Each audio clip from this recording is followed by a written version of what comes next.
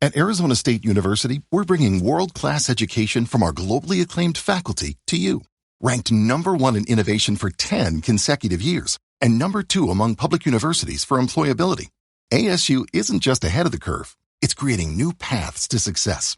Earn your degree from the nation's most innovative university. Online, that's a degree better.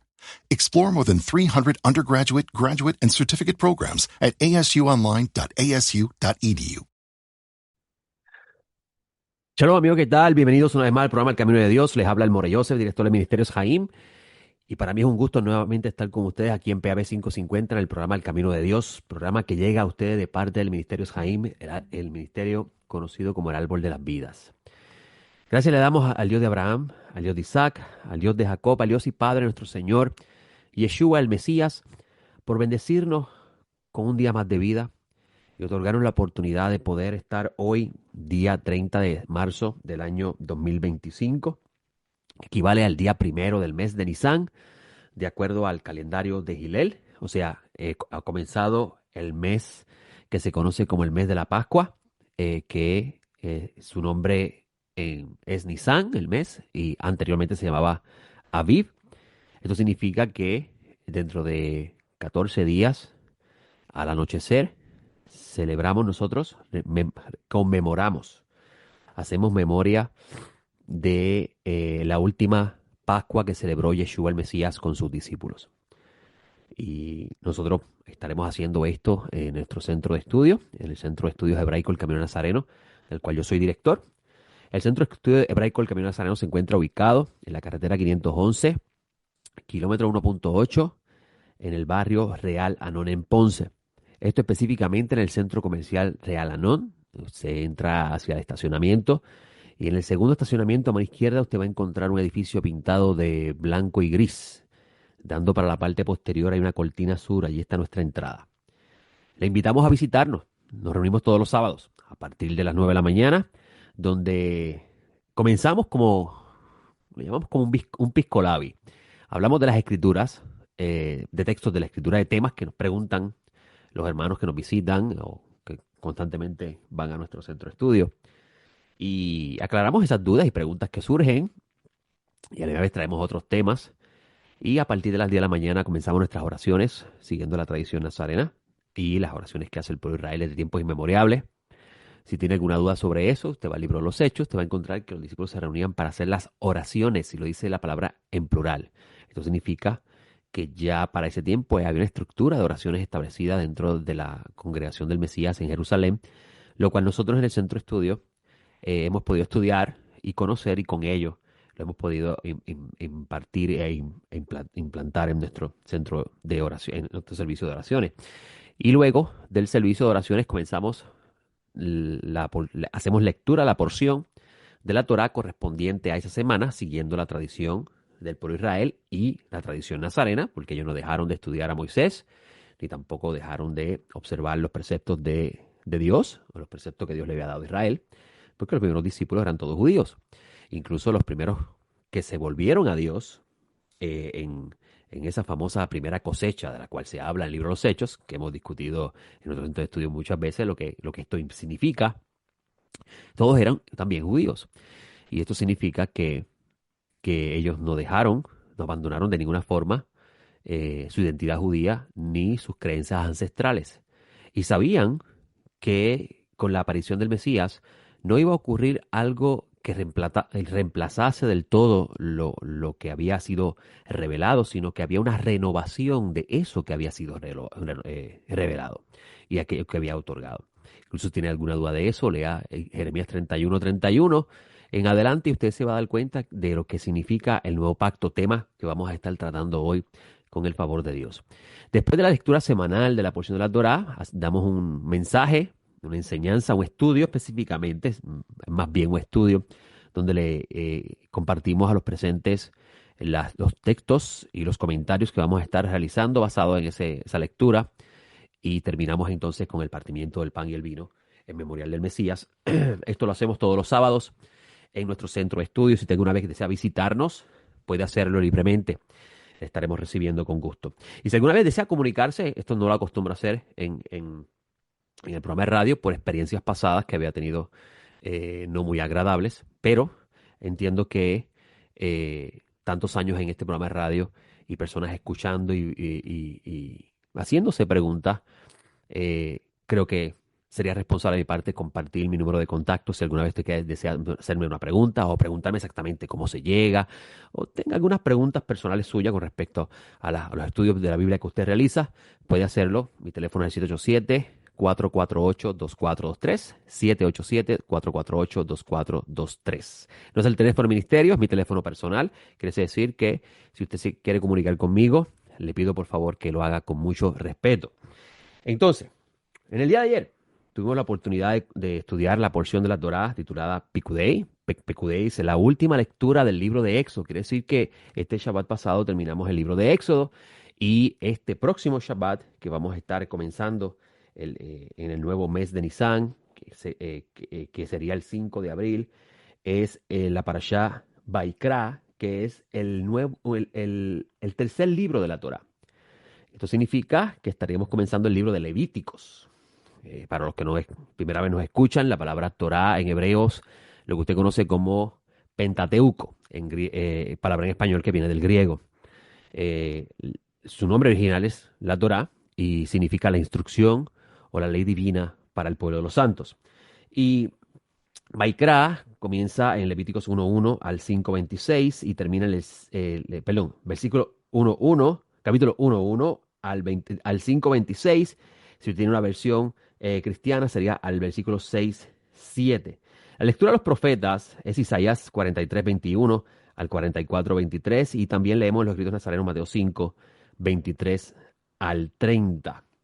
Y como le había dicho a ustedes en el programa anterior, en la medida que nos estemos acercando al mes de la Pascua, estaríamos tratando temas relacionados a esto, de lo cual nosotros pues llevamos años observando y enseñando el significado de esto. Y casualmente la lectura que tuvimos ayer en el Centro de Estudio, correspondientes a la Parashá Pecudei, que es en Éxodos 38:21 al 40:38, la lectura de los escritos nazarenos es Lucas 22:1 al 13.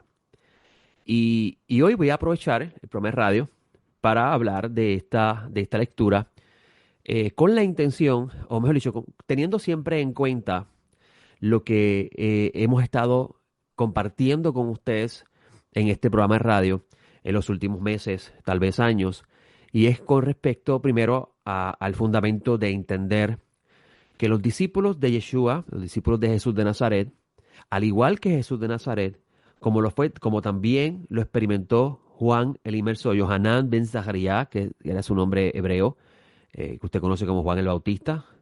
La Biblia que ellos conocían es la Biblia que usted llama hoy el Antiguo Testamento. Para ellos no existía Nuevo Testamento, para ellos no existía un libro, ellos jamás pensaron que iba a existir un libro que iba a reemplazar el viejo libro. Incluso, no es hasta la llegada de Marción, y eso lo hemos dicho varias veces en este programa de radio, no es hasta la llegada de Marción dentro del siglo, cerca del siglo II, mediados del siglo II aproximadamente, tal vez un poquito más, donde se comienza a llamar a partir de entonces lo que se conoce como la Biblia hebrea, desde Génesis hasta Malaquías, si usted tiene la versión cristiana, desde Génesis a Segunda de Crónicas, si tiene la versión hebrea. Se comienza a llamar esa colección de libros el Antiguo Testamento. Lo que usted también conoce como la Septuaginta, que es la versión griega de la Biblia hebrea. Fue a partir de ese entonces que comenzó a llamarse el Antiguo Testamento. Y por la situación de Marción el hereje y los gnósticos, es que un grupo de líderes, considerados líderes en ese momento, de diferentes congregaciones de gentiles que estaban aguardando la venida del Mesías y estaban guardando las leyes que los discípulos le dejaron a los gentiles que observasen, como hemos enseñado ya en otros momentos, a partir de la lectura de Hechos 15, perdón. Es a partir de esa situación de los gnósticos y de Marción que comenzó a decir que los únicos libros que realmente debían, de las cartas paulinas que estaban circulando entre los grupos de congregaciones en ese momento y los evangelios en ese momento, él consideraba que los únicos que realmente debían estudiarse eran las cartas de Pablo y a la misma vez el libro de Lucas y el libro de los Hechos. Incluso Él fue el que estableció la doctrina que el Dios del Antiguo Testamento era un Dios cruel, un Dios destructivo y que no es el Dios que presenta Jesús de Nazaret, no es el Padre de Jesús. Y él comienza a hacer la división del Dios del Antiguo Testamento, el Dios del Nuevo Testamento, el Dios de amor y el Dios de justicia. Es una doctrina marcionita y esta doctrina marcionita todavía permea dentro del cristianismo, aunque fue declarado hereje. Yo podría decir que Marción ganó. ¿Por qué? Porque hoy en día tenemos la Biblia y la hemos dividido entre Nuevo y Viejo Testamento. Esto lo creó Marción. Y también se escucha en algunos círculos hablar del Dios del Antiguo Testamento y el Dios del Nuevo Testamento, posiciones y doctrinas marcionitas que se infiltraron dentro de las creencias de los gentiles que habían recibido el mensaje de redención que Pablo había comenzado a predicar. Y por razón de esta situación de Marción y hereje y los gnósticos que estaban reclamando que ellos tenían unos escritos secretos que Jesús le había dado a sus discípulos, que no están circulando dentro de diferentes congregaciones porque ellos son los custodios de ellos y son los famosos escritos gnósticos. Si usted quiere saber un poquito más de esos libros, lea la biblioteca de Nag Hammadi y usted va a encontrar varios de esos textos que no son popularmente conocidos. Bastante interesante leerlos. Pero claramente en algunos, pues, no podemos decir la mayoría, pero en muchos de ellos hay una vasta influencia egipcia y el pensamiento de la sabiduría oculta de los egipcios, al igual que la sabiduría griega. Y es a razón de esta situación que nace el canon del Nuevo Testamento. Pero ese canon no vino con la intención. Escuche bien lo que le vamos a decir, amigo, y esto lo estamos tomando del libro La historia del cristianismo del profesor Justo González. Este canon no tuvo la intención de reemplazar la Biblia que los gentiles conocían, que conocía los gentiles que estaban, ¿verdad?, unidos a la fe de los nazarenos, la Biblia que conocía los discípulos de Yeshua, Juan el Bautista e incluso la generación de judíos de esa época del mundo del Segundo Templo. La intención no era reemplazarlo, sino establecer unos libros normativos para poder batallar con la difusión de supuestos libros o supuestos evangelios secretos que Jesús había revelado a sus discípulos, o con la tergiversación de textos, porque si usted no lo sabía, Marción tomó las cartas de Pablo y le hizo unos ciertos arreglos, al igual que el Evangelio de Lucas. Y esta es información histórica que usted debe conocer para poder entender por qué ahora nosotros tenemos un canon llamado Nuevo Testamento. O sea que si usted alguna vez ha escuchado que el canon del Nuevo Testamento fue porque el Señor Jesús le reveló esto a sus discípulos y ahora ese sería el nuevo pacto, la cual es la que tenemos que estudiar porque ya el antiguo pasó. Eso que si usted alguna vez lo ha escuchado, carece de sostenimiento histórico que le permita validarse. Y les recomiendo leer ese libro del profesor Justo González, Historia del Cristianismo, quien, si no lo saben, Justo González estudió en el Seminario Evangélico de Teología de Matanzas, Cuba, y se doctoró en Teología de la Universidad de Yale en Estados Unidos. Quiere decir que es una persona que tiene una preparación académica y la información que nos está presentando es una información que le ha podido corroborar. Ahora, como les había dicho al principio del programa, y lo sigo, lo he dicho en otras ocasiones y lo voy a repetir nuevamente, es tan importante regresar a conocer la Biblia que Jesús de Nazaret conocía, al igual que sus discípulos, porque ella es la que nos va a dar a nosotros las herramientas necesarias para entender las cosas que están hablando en su generación. O sea, cuando usted escucha, por ejemplo, a Juan el Inmersor decir, la herencia está puesta en la raíz de los árboles, él no está diciendo eso por decirlo, él está tomando eso, él está diciendo eso para conectarlo con unas profecías que se encuentran en la Biblia que él conocía con respecto al día de la ira del Eterno grande y terrible, que dentro de un mundo del Segundo Templo que había una alta expectativa escatológica. O sea, el mundo del Segundo Templo entendía, no la mayoría, pero gran parte de ellos entendían que ellos estaban viviendo en los últimos días y que en cualquier momento Dios le enviaría al Mesías para librarlos de el yugo de Roma y establecer el reino de Dios en la tierra, a lo cual nosotros hemos hablado en otros programas de cuán importante es entender el concepto reino de Dios, que algo que transformó Orígenes después. Orígenes fue un gentil que introdujo muchos conceptos griegos de la filosofía griega en la interpretación de la Biblia, que todavía hasta el día de hoy se enseñan, como por ejemplo la idea de usted morir y vivir, tener vida eterna en el cielo con el Señor para siempre. Esa interpretación es producto de la visualización de la Biblia desde la perspectiva filosófica griega que trae Orígenes en su libro La ciudad de Dios. Pero antes de Orígenes, esa no era la creencia de los primeros discípulos ni de los judíos de la época de Jesús. Ellos sabían muy bien lo que significaba el reino de Dios y nosotros debemos estudiar lo que esto significaba porque nosotros somos los que no tenemos este conocimiento, aunque pensamos que sí. Pablo de Tarso dice claramente que son los judíos los que tienen los oráculos de Dios y que ellos aventajan a los gentiles en este sentido. Imagínense Pablo decir eso en el tiempo de él y tendrá alguna repercusión en el tiempo de hoy, donde nos hemos distanciado 2000 años de la historia original del Evangelio y el significado de las palabras de Jesús para la audiencia que estaba presente. Yo creo que tenemos que retornar a esos pensamientos y conocerlos para poder entender mejor lo que estamos estudiando.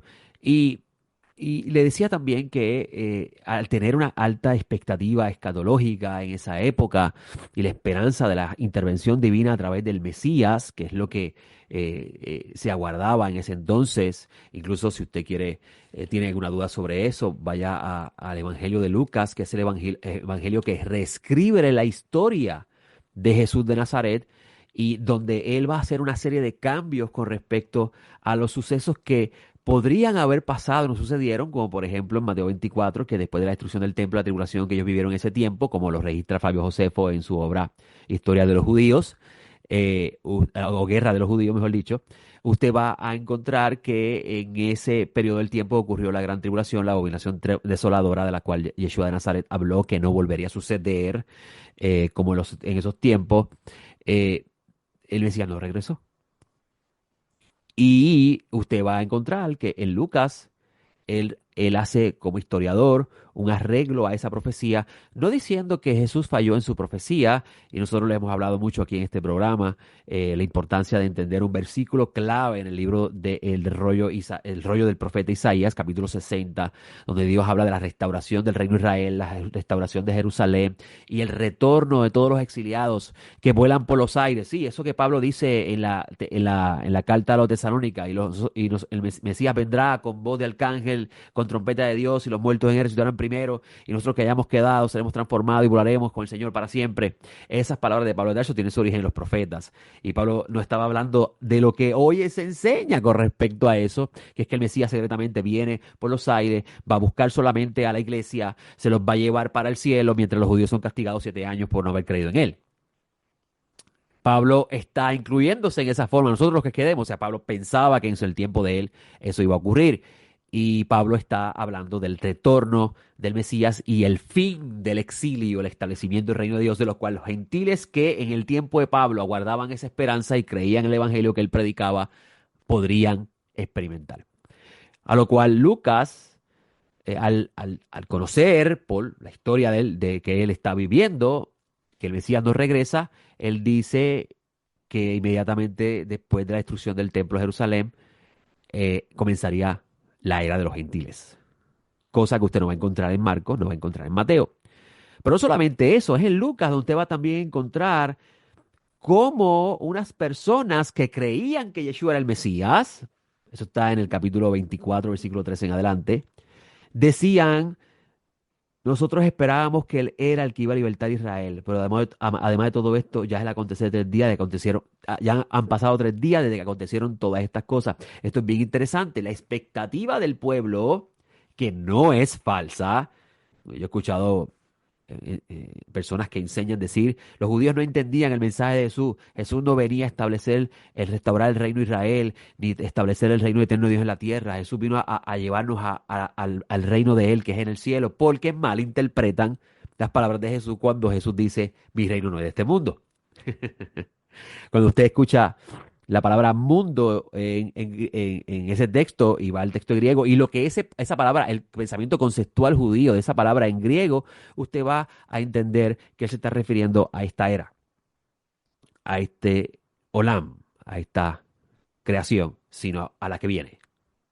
Y esto es un concepto muy judío que se encuentra en los profetas. El Olam Hasé, este mundo, esta era, Olam Haba, el mundo por venir. Así que cuando Jesús está hablando de mi reino no de este mundo, se está refiriendo a ese concepto judío que usted se encuentra en la Biblia, que si usted la conoce va a entender mejor lo que Yeshua está diciendo. Ahora, para aprovechar los minutos que me queda del programa, porque esto es un programa de media hora y tantas cosas que podría yo compartir con ustedes, que hago mucho en el centro de estudio y que de seguro, pues, media hora aquí no es tanto como las 2 horas, prácticamente 3 horas que tengo para enseñar desde las 9 de la mañana en toda nuestra reunión. Pero quería compartir con ustedes ese texto de Lucas 22, donde aquí hay algo bien interesante y son dos cosas que quiero mencionarles en este tiempo que me queda. Y es que si usted observa Mateo, Marcos y Lucas, usted se va a dar cuenta que Jesús celebra la Pascua. Incluso así mismo lo afirman los textos. ¿Cuánto he deseado comer esta Pascua con ustedes antes de padecer? Algunos dicen que Jesús de Nazaret realmente no celebró la Pascua. No, entonces, ¿para qué decir que celebró la Pascua si no la celebró? Estarían poniendo al Mesías como mentiroso. Sino que él celebró una fiesta que se llama Hagigá, una fiesta que es parte del tiempo de la semana, pero no es parte de la fiesta. Y obviamente es una reinterpretación de los textos. Eh, y usted va a encontrar, si lee el Evangelio de Juan, que es el Evangelio más tardío, que Jesús muere en la Pascua. Interesantemente, a la misma hora que se sacrifica el Cordero de Pascua antes de comerlo. Y hay una posible contradicción, y digo posible porque obviamente aparenta ser, pero no lo es, de poder reconciliar este problema de Jesús celebrando la Pascua y a la imagen muriendo en la Pascua. La solución que se da en algunos círculos es que pues, Jesús realmente lo que hizo fue la cena. Se hizo la primera Eucaristía y a partir de entonces nació la Eucaristía. Esa es la respuesta común que usted va a encontrar. Esto lo trae el cristianismo gentil por desconocer los conflictos internos del mundo del Segundo Templo. Pero si usted conoce los conflictos internos del mundo del Segundo Templo, los cuales Jesús y todos sus discípulos eran parte de, usted va a encontrar algo muy interesante. Y es que había también una discusión con respecto al calendario. Y esto ocurre porque históricamente tenemos un evento en la historia del pueblo de Israel que muy pocas personas conocen porque pues no han estudiado la historia del mundo del Segundo Templo o tal vez por centrarse en la doctrina de la sola escritura que nace con el protestantismo. Pues claro, algo que Jesús desconocía. Jesús no sabía nada de la sola escritura. Mucho menos sus discípulos, porque usted va a encontrar a los discípulos de ellos a los discípulos de Jesús citando libros que no están en su Biblia. ¿Dónde está la historia de Jana y Jambres? ¿Dónde está la historia de Miguel peleando por el cuerpo de Moisés? Usted va a decir, no, pero está en la Biblia, está en el canon Nuevo Testamento, que ya le dije en qué periodo del tiempo, según el profesor Justo González, se estableció. Quiere decir que cuando ellos están citando esas palabras que usted tiene ahora en el canon, ellos no se consideraba parte de la Biblia, esas palabras de ellos, porque todavía no estaba incluido en la Biblia. ¿Dónde está la historia cómo es posible que Judas se atreva a decir, como dijo el profeta Enoc, y cita al libro de Enoc?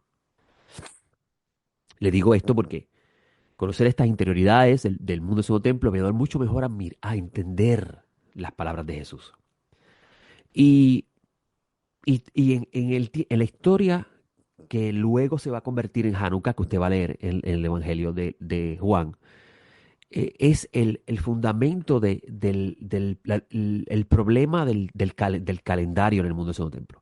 Incluso sobre eso habla Daniel, en el rollo de Daniel, la parte que fue escrita en arameo, que es a partir del capítulo 7, donde habla de este cuernito que va a cambiar los tiempos, las ocasiones, que va a prohibir la observancia de la ley, que va a prohibir la circuncisión, que va a prohibir la observancia del Shabbat, lo cual la historia a ese texto está refiriendo históricamente a Antíoco Epifanes, que es de cerca de 200 años, tal vez un poquito más antes de Jesús.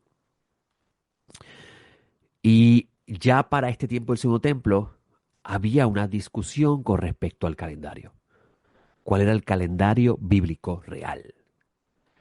Y si usted conoce el trasfondo de Yohanan ben Zabdai, que es el autor del Evangelio de Juan, que es uno de los discípulos iniciales de Juan el Inmersor, los hijos del trueno, que usted lee en la Biblia, en los escritos nazarenos, usted va a encontrar que estos dos eran discípulos primero de Juan el Inmersor, a lo cual luego se transfieren a ser discípulos de Yeshua.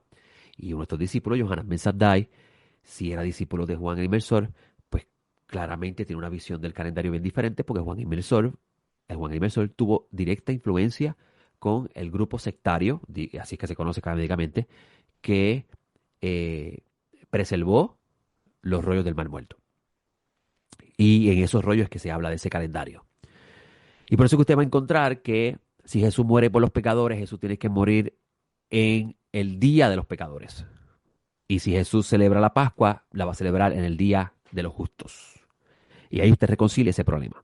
Ahora, este trasfondo para entonces poder leer este texto de Lucas, donde habla del día de la Pascua, del día de los ácimos, que el día de se llama ácimos porque también era los días de panes sin levadura.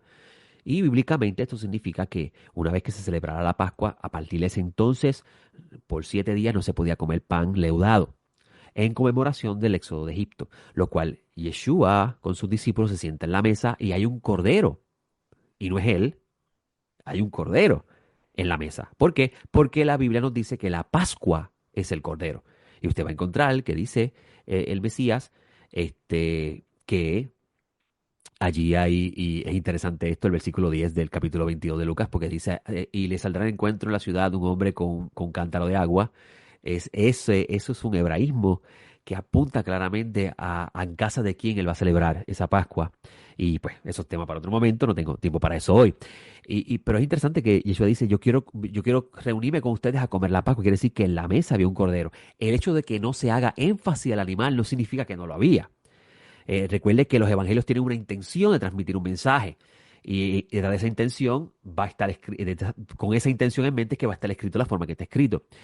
Y usted va a darse cuenta que él dice cuán intensamente en el versículo 15 he deseado comer esta Pascua con vosotros antes de que padezca.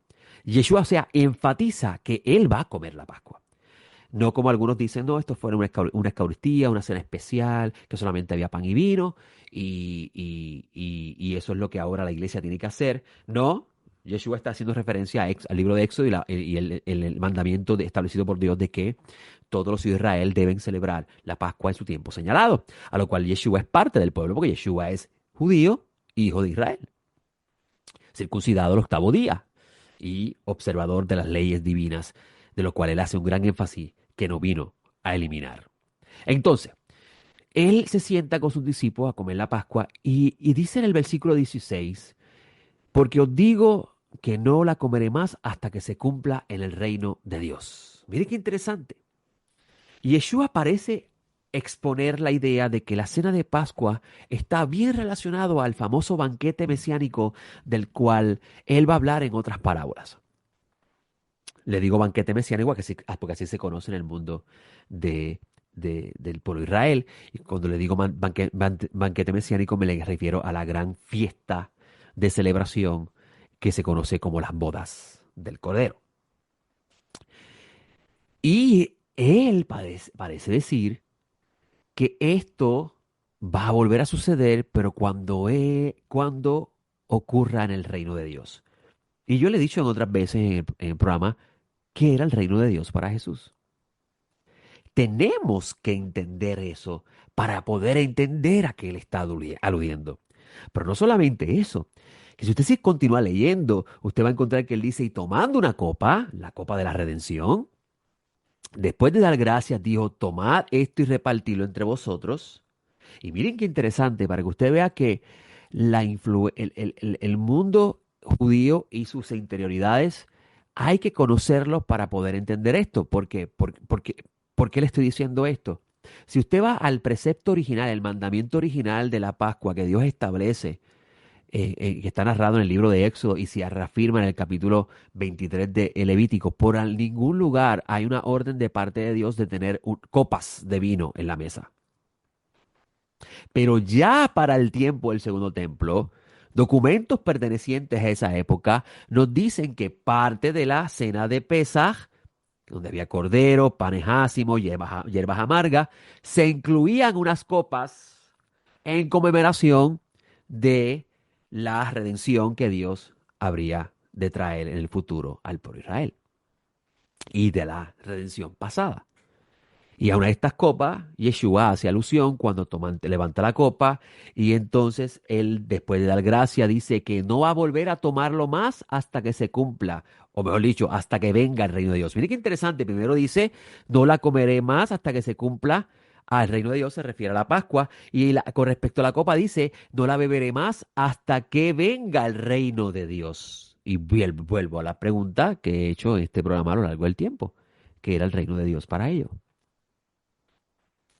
A lo cual inmediatamente toma un pan, y era un pan no leudado. Si usted conmemora la cena del Señor en la tradición cristiana y tiene un pedazo de pan con levadura, usted no está conmemorando la cena del Señor. ¿Por qué? Porque en la cena del Señor no había pan leudado, había pan no leudado. Porque eso es lo que Dios estableció en la Biblia. Y el Mesías no iba a violentar la palabra de aquel que lo envió. Porque si lo hace, lo convierte a él en un falso Mesías. Así que el Mesías toma un pedazo de pan sin levadura, un matzot, que es lo que usted conoce como pan ácimo, pan sin sal, pan sin sabor, y lo parte y le da a sus discípulos y le dice, coman esto representa mi cuerpo, que será dado a favor, va a ser dado por ustedes, y haced esto todas las veces en mi memoria. A lo cual nosotros tenemos que entonces tomar en consideración, y ya se me acabó el tiempo, de si nosotros somos realmente discípulos del Mesías. ¿Estamos haciendo esto? Gracias a ustedes por este espacio y le pido al Eterno que le conceda una excelente semana. Con el favor del Eterno estaremos la semana próxima. Buena semana. Shalom.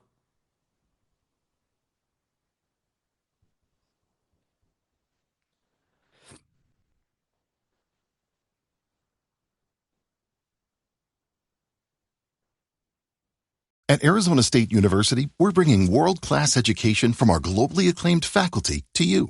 Ranked number one in innovation for 10 consecutive years and number two among public universities for employability, ASU isn't just ahead of the curve. It's creating new paths to success.